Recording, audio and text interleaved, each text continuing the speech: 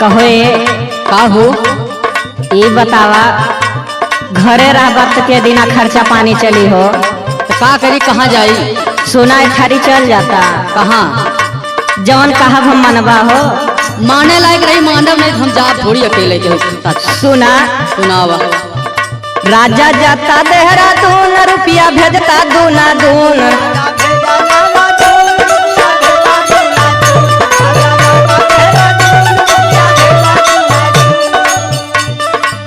हो राजा जाता देहरादून रुपया भेजता दूना दून खर्चा करते अखिया मुन हमार बलमो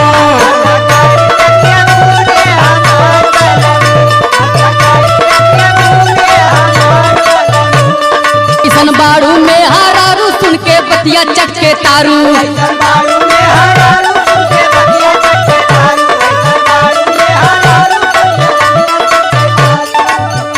ऐसन बाड़ू में हारू सुन के बतिया चटके तारू। बाड़ू एकदम घर बिगाड़ू ये हमार धनिया। हम तो खराब लगत है।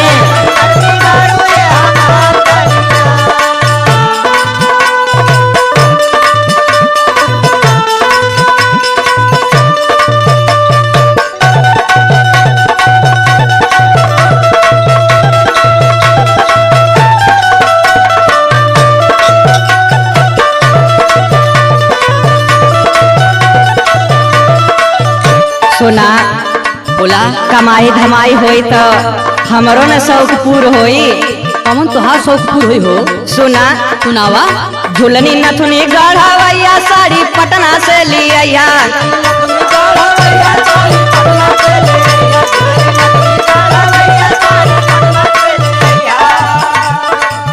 झुलनी नथुनी गढ़वैया साड़ी पटना से लिया विद्या गोरखपुर से लिया ये हमार बलमो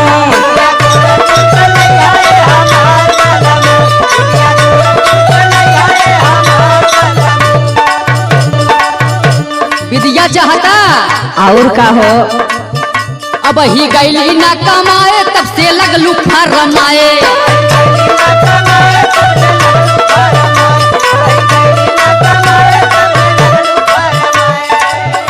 अब ही गईली ना कमाए तब से लगलू फरमाए। अब ही ना जाबे कमाए रे हमार धनिया।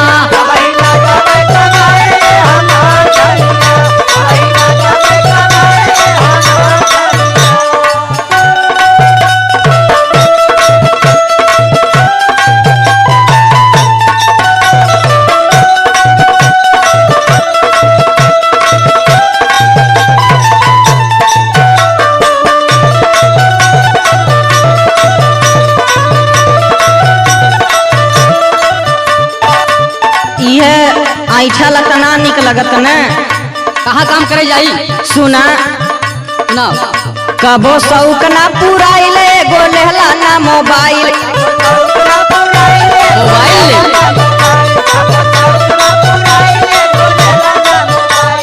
कहिए से कहिला तो हैं कह देला अच्छा ना लगती है ना। एक मोबाइल ले है दिन भर टिपी टिपी करे ली। कबो शौक ना पुराइले गो लेहला ना मोबाइल वीडियो कॉलिंग बतियाइबे हमार बलमो